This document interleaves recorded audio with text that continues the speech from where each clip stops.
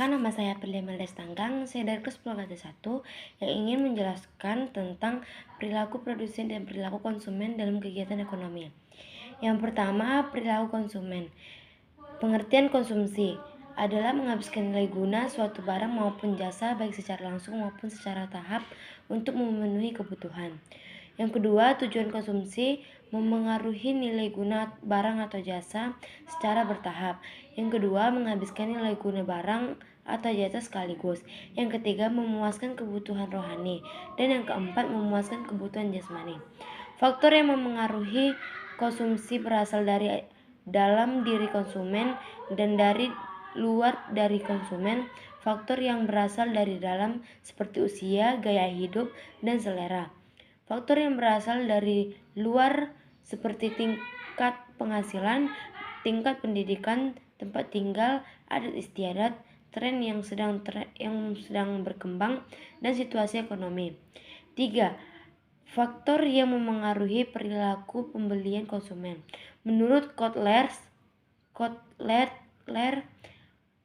tahun 2003 sampai 2002, faktor-faktor utama yang memengaruhi perilaku pembelian konsumen adalah faktor kebudayaan, faktor sosial, faktor fungsional, dan faktor psikologi seperti berikut. Faktor budaya. Faktor budaya mempunyai pengaruh yang paling luas dan mendalam terhadap perilaku konsumen. Pemasar harus memahami peran yang dimainkan oleh kultur, subkultur, dan kelas sosial pembeli. Faktor sosial. Perilaku seorang konsumen yang dipengaruhi oleh faktor-faktor sosial seperti perilaku kelompok acuan atau kelompok referensi, keluarga, serta peran dan status sosial konsumen. Faktor pribadi. Keputusan pribadi meliputi usia pembeli dan tahap siklus hidup pembeli, pekerjaan, kondisi ekonomi, gaya hidup, serta kepribadian dan kondisi ekonomi dan konsep diri pembeli. Faktor psikologis. Pilihan pembelian seseorang dipengaruhi pula oleh tempat faktor